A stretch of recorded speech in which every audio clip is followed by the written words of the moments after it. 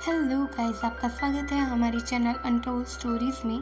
और आज हम एक नई कहानी शुरू करने वाले हैं, तो बिना किसी देरी के हमारी चैनल को लाइक, शेयर एंड सब्सक्राइब कर दो। और कहानी शुरू होती है और हम देखते हैं कि अथर्वा बेचारा गन पॉइंट पे है। वो गुंडा उसकी जान लेने ही वाला होता है कि सीन यहाँ से शिफ्ट हो जाता है और हम देखते हैं अथर्व को पुलिस की एग्ज़ाम में भागते हुए।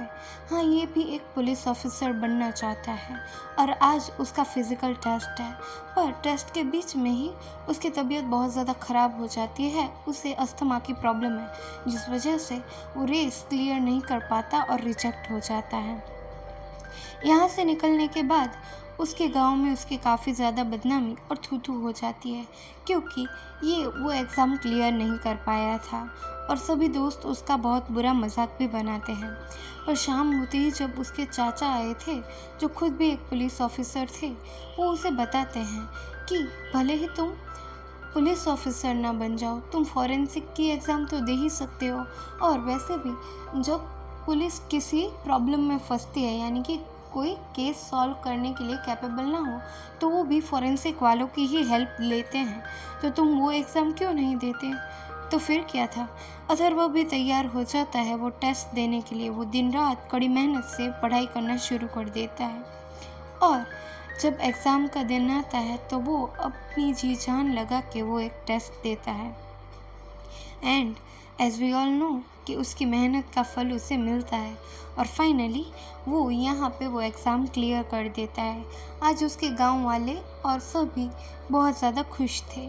इसके बाद वो अपनी जॉब वाली जगह यानी कि फॉरेंसिक डिपार्टमेंट जाता है, जहाँ पे होते हैं रंगा स्वामी, जो उसके सीनियर है, और उसकी एक कॉलीग सारा, और उसके दो दूसरे भी पार्टनर हैं, एक है नानी और दूसरा है दिवाकर। ना यहाँ पे रंगा स्वामी उसे बताता है कि तुम्हारा काम है सच्चाई को ढूंढ के लाना। कई बार ऐसा होता है कि मासूमों को भी सज़ा हो जाती है, तो बस तुम्हें सच्चाई का पता लगा के उन सभी को बचाना है और मुझे विश्वास है कि तुम अपना काम बहुत अच्छे तरीके से करोगे।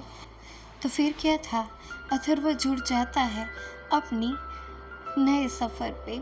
और यहाँ पे चिल करने के लिए जब वो बाहर आता है, तब दिवाकर उसे बताता है कि वो देखो, वो सारा है। सारा पहले बहुत ज़्यादा खुश और चिल लड़की थी, पर जब से उसकी डीजी के साथ रिलेशनशिप शुरू हुई है, बाय गॉड उसका तो फेस उतरा ही होता है। उसे कुछ ना कुछ स्ट्रेस ही होता है ना। ये जान के अथर्व काफ़ी ज़्यादा वरी करता है सारा के लिए, पर आखिर इसकी लाइफ ऐसी क्यों है, वो हमें आगे जानने मिलेगा।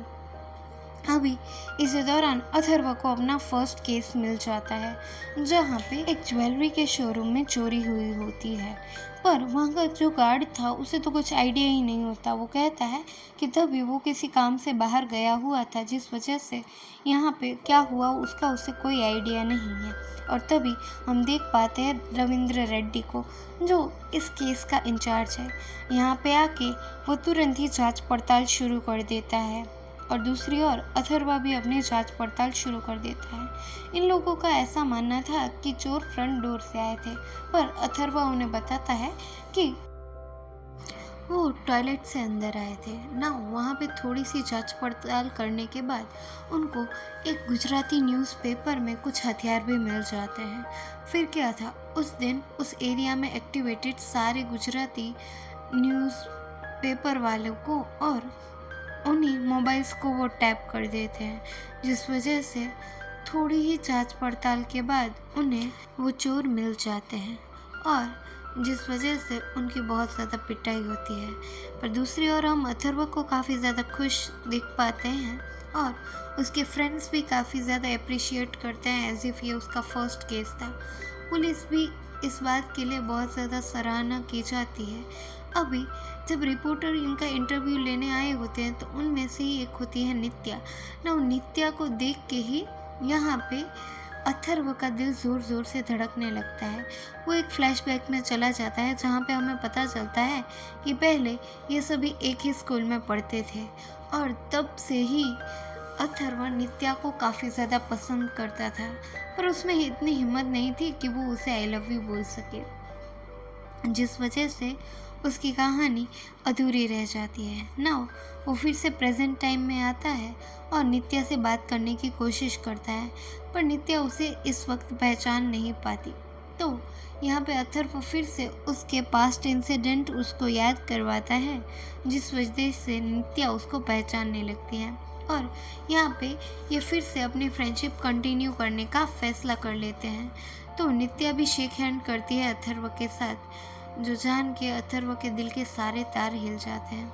वो तो अपने हाथ को धोना ही नहीं चाहता, उसे ऐसा लगता है कि नित्या की महक उसमें आ चुकी है और धीरे धीरे करके इन दोनों का मिलना जुलना काफ़ी ज़्यादा बढ़ने लगता है।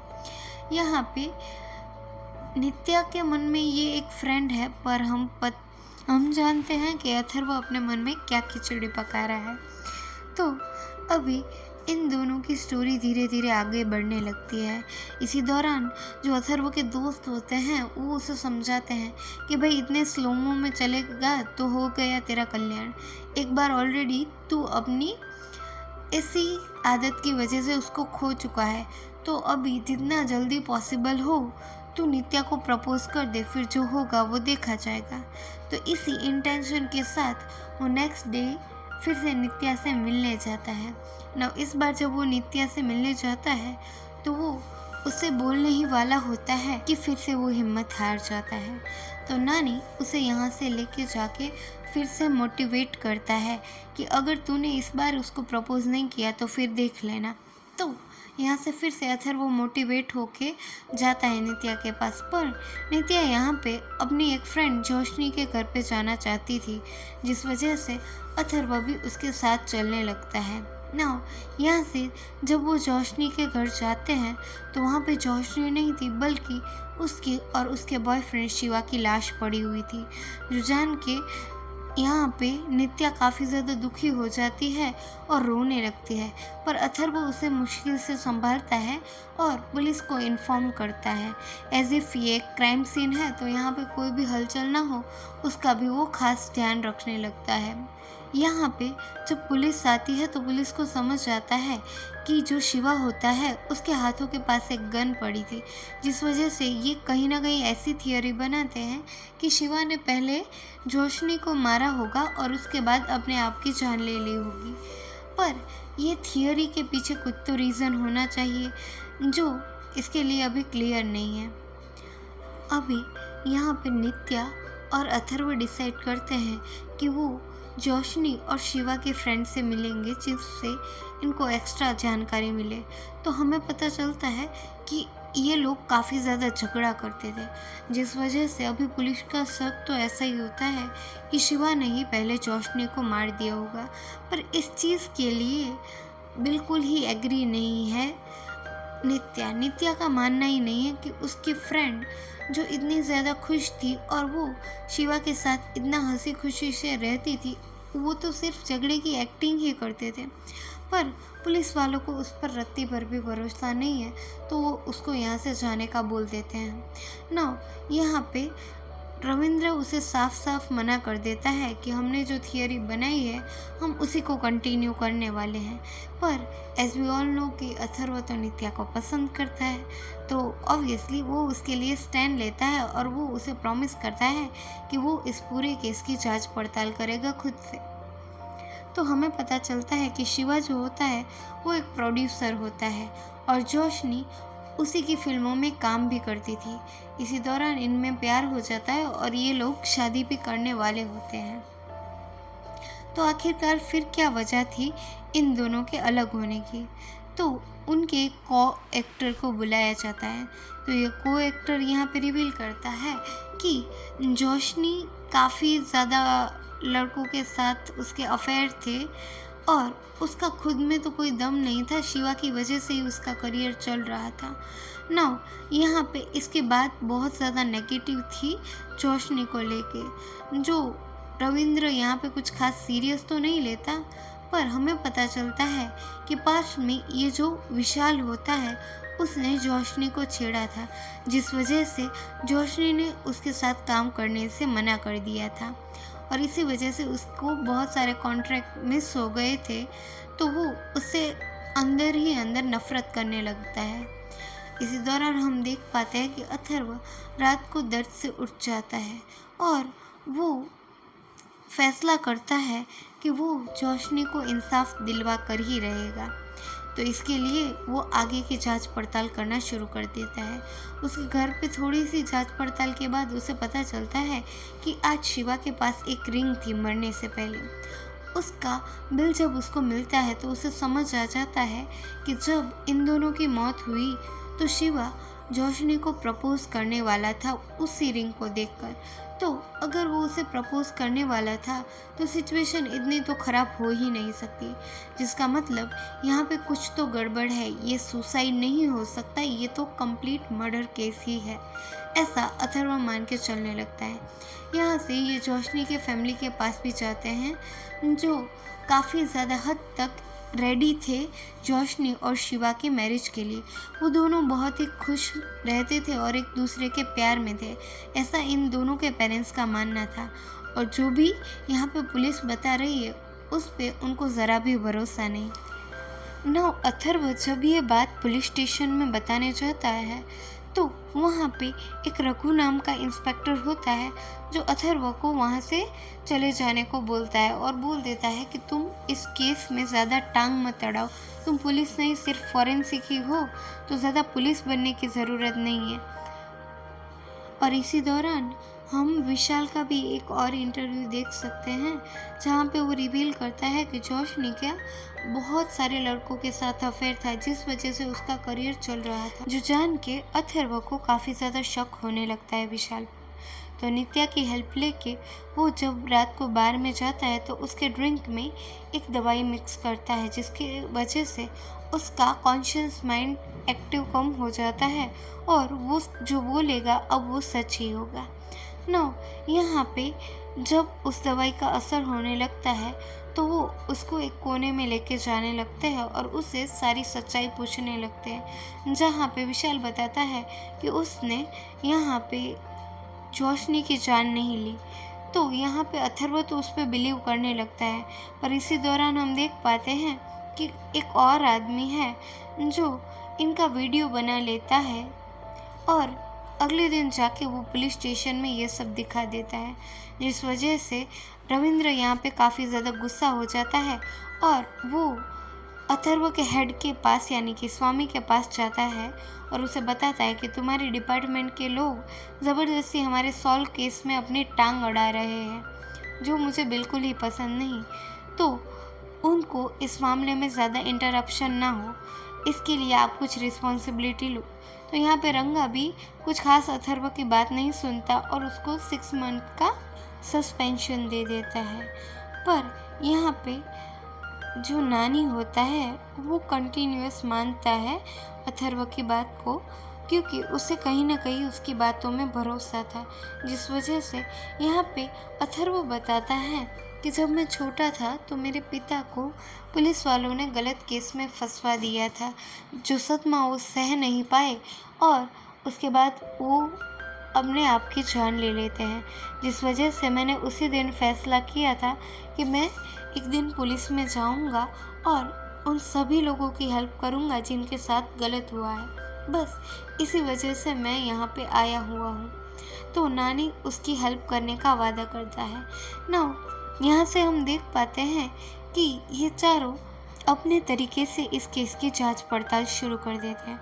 वो जोशनी के कॉल रिकॉर्ड निकलवाते हैं तो उन्हें पता चलता है कि एक अननोन नंबर से कॉल आया था उसको।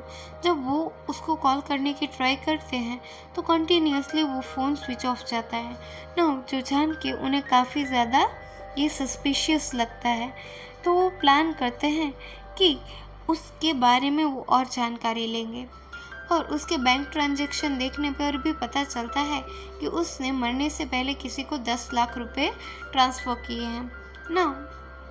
यहाँ पे ये बैंक जाके ये जब डिटेल्स वेरीफाई करवाते हैं तो उन्हें एक शाहरुख नाम के बंदे का पता चलता है जिसको जोशनी ने 10 लाख रुपए दिए हैं। पर आखिर क्यों, वही जानने के लिए ये निकल पड़ते हैं शाहरुख को ढूंढने के लिए। उसके आधार कार्ड से जब वो उसके एड्रेस पे पहुंचते हैं तो वहाँ पे उनको शाहरुख नहीं मिलता, जो जान के वो आसपास बहुत ज़्यादा पूछताछ करते हैं। दिन ख़त्म होते जब वो हार के अपने घर की ओर बढ़ने लगते हैं तो रास्ते में शाहरुख उनको चना बेचता हुआ दिख जाता है। तो अथर्व तुरंत उसका गिरेबान पकड़ लेता है कि आखिर तूने रोशनी को क्यों मारा और उसने तुझे इतने सारे पैसे क्यों दिए। तो यहाँ पे शाहरुख उसे बताता है कि उसने किसी से कोई पैसे नहीं लिए, बल्कि एक आदमी आया था उसके पास जिसने कहा कि वो उसे कुछ पैसे देगा, पर उसको उसके नाम का एक अकाउंट चाहिए। तो फिर क्या था, कुछ पैसों के लिए शाहरुख कन्विंस हो जाता है अपना डॉक्यूमेंट्स देने के लिए। तो इधर से ये अथर्व फिर से बैंक जाता है और बैंक जाके फिर से सारी चीज़ें चेक करवाता है। सीसीटीवी में उसे वो आदमी भी मिल जाता है, पर इतनी भीड़ में वो उस आदमी को पहचानेगा कैसे। इसीलिए रात को छुपी तरीके से वो अपने फॉरेंसिक डिपार्टमेंट में जाता है और उस आदमी की फ़ोटो वेरीफाई करवा लेता है। नाउ इसी दौरान हम देख पाते हैं कि रंगास्वामी भी वहाँ पे आ जाता है और जो बहुत ज़्यादा दंगा करने लगता है, क्योंकि यहाँ पे उसकी जॉब चली गई थी फिर भी वो इनकी चीज़ों का यूज़ कर रहा था। तो यहाँ पे अथर्व बता देता है कि आपको मुझे जॉब से निकाल देना है तो निकालो, पर मैं सच्चाई का साथ नहीं छोड़ सकता। आप उन पुलिस वालों की बात मान रहे हो जिनको सच्चाई सामने होते हुए भी दिख नहीं रही, तो मुझे तो मत ही रोको। ऐसा बोल के वो यहाँ से निकल जाता है और उसी आदमी के बारे में जांच पड़ताल शुरू करने लगता है। थोड़ा सा ढूंढने पे उसे वो आदमी भी मिल जाता है, पर अथर्व को देख के वो तेज तेज भागने लगता है और अपनी अस्थमा की बीमारी की वजह से अथर्व दौड़ नहीं पाता। उसकी सांस फूलने लगती है और रोड पे ही वो गिर जाता है। तो नेक्स्ट मॉर्निंग वो अपने दिमाग का यूज़ करके उस आदमी पे एक चोरी का इल्ज़ाम लगा के उसे अंदर करवा देता है और वो यहाँ पे बताता है कि अगर वो सच बताएगा रोशनी के बारे में तो वो उसको बाहर निकाल लेगा। ना अभी यहाँ पे इस आदमी के भी पास कोई चॉइस नहीं रहती, तो वो यहाँ पे एक बात बताता है कि उसका पूरा ग्रुप है, वो अकेला नहीं है। अभी ये लोग पैसे कमाने का एक आसान सा ढूंढते हैं, जहाँ पे जब वो किसी भी हीरोइन के वैनिटी वैन में जाते तो वहाँ पे हिडन कैमरा लगा देते, जिस वजह से वो उनकी सारी एक्टिविटी को देख पाते और मौका मिलने पर उनका एमएमएस बना लेते। और जैसे ही उनका एमएमएस उनको मिल जाता, वो उस हीरोइन को ब्लैकमेल करते कि अगर तुमने मुझे इतने पैसे नहीं दिए तो मैं तुम्हें स्टार से सुपरस्टार बना दूंगा।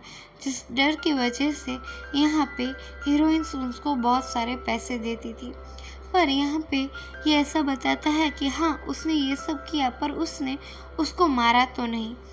तो यहाँ पे अभी अथर्व काफ़ी ज़्यादा डिसअपॉइंट हो जाता है कि इतनी ज़्यादा कोशिशों के बाद आखिरकार उसे कोई सॉल्यूशन क्यों नहीं मिल रहा, कहीं वो गलत दिशा में तो काम नहीं कर रहा।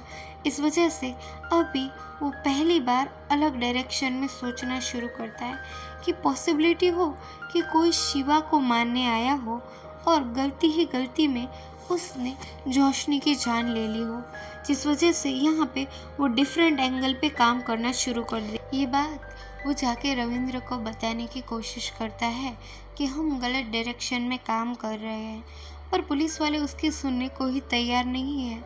उल्टा वो तो उसको धक्के मार के यहाँ से पुलिस स्टेशन से बाहर निकाल देते हैं। और यहाँ से निकलने के बाद हम देख पाते हैं कि रघु नाम का वही पुलिस इंस्पेक्टर यहाँ पे बहुत ज़्यादा बदसलूकी करने लगता है अथर्व के साथ और उसे बोल देता है कि तू अपनी ये जो माया है उसे समेट ले, वरना तुझे बहुत ज़्यादा महंगा पड़ेगा। पर अथर्व उससे डरता नहीं और उससे लड़ने को तैयार हो जाता है। तो यहाँ पे कुछ देर बाद हम देख पाते हैं कि रघु जो है वो बहुत सारे गुंडों के साथ यहाँ पे इसको घेर के बैठा है। ये मूवी की वही शुरुआत वाला सीन है जहाँ पे हम देख पा रहे थे कि अथर्व ने बहुत ज़्यादा मार खाई है और एक टाइम पे वो गन पॉइंट पे है। यहाँ पे रघु उसको बोलता है कि तू बिना फालतू ही इस पछड़े में पड़ गया है, तो अभी तुझे सच्चाई का पता चले उससे पहले तुझे मरना होगा। जिस वजह से यहाँ पे वो रिवील करता है कि जो शिवा का दोस्त विजय था उसने शेखर नाम के एक बिल्डर जो कि आम आदमियों की ज़मीन लूट के उनमें एक ऐसा केमिकल ऐड करता था ऑयल निकालने के लिए, जिस वजह से वो ज़मीन हमेशा हमेशा के लिए बंजर हो जाती थी। ना विजय को ये जब सच्चाई पता चलती है तो वो डिसाइड करता है कि वो पुलिस को कंप्लेन करेगा, पर पुलिस में भी रघु जैसे चिंदी आदमी थे, जिस वजह से उसका केस वहाँ पे कोई नहीं लेता। तो वो अपने सारे डॉक्यूमेंट्स सेव करके रखता है कि वो एक सही इंसान को ये सब देगा। पर होता क्या है कि उसको कोई को शेयर करे उससे पहले ही वो शेखर और रघु अपने गुंडे लेके आ जाते हैं। उसी दौरान शिवा का एक पेन ड्राइव विजय के पास था, तो अपना सारा डेटा उसमें ट्रांसफ़र कर देता है और अनजाने में ही शिवा वो फाइल लेके आता है। तो जब वो फाइल को देखता है तो उसे पूरी कहानी समझ आने लगती है कि विजय के साथ क्या हुआ होगा ना। जो जानने के बाद यहाँ पे वो फिर से पुलिस की हेल्प लेने की सोचता है, जहाँ पे वो अनफॉर्चुनेटली रघु से हेल्प मांगता है। और रघु का तो काम ही इन गुंडों की चमचागिरी करना था, तो वो वहाँ पे जाके शिवा और जोशनी को मरवा देता है। उन दोनों को मारने के बाद उसे लगता था कि अभी शेखर का काला सच उसने छुपा दिया है, पर वो इस बात से अनजान था कि अथर्व अभी इस केस में इन्वॉल्व हो चुका है, जिस वजह से यहाँ पे वो इन सभी को बहुत ज़्यादा मारता है और फाइनली रघु को पकड़ा जाया जाता है। और दूसरी ओर हम देख पाते हैं कि फाइनली अभी अथर्व और नित्या बातें कर रहे हैं। शायद आज वो अपनी एक्सप्रेस करके ही रहेगा फीलिंग्स, पर इसी दौरान हम देख पाते हैं कि फिर से अथर्व को एक कॉल आ जाती है और यहाँ पे अथर्व को बताया जाता है कि catch me if you can. तो अथर्व को एक चैलेंज के साथ ही ये मूवी यहीं पे ख़त्म हो जाती है और हम मिलेंगे किसी ऐसी ही नई कहानी के साथ। तब तक के लिए bye bye, thanks for watching, love you all, stay safe and stay healthy, love you, bye bye.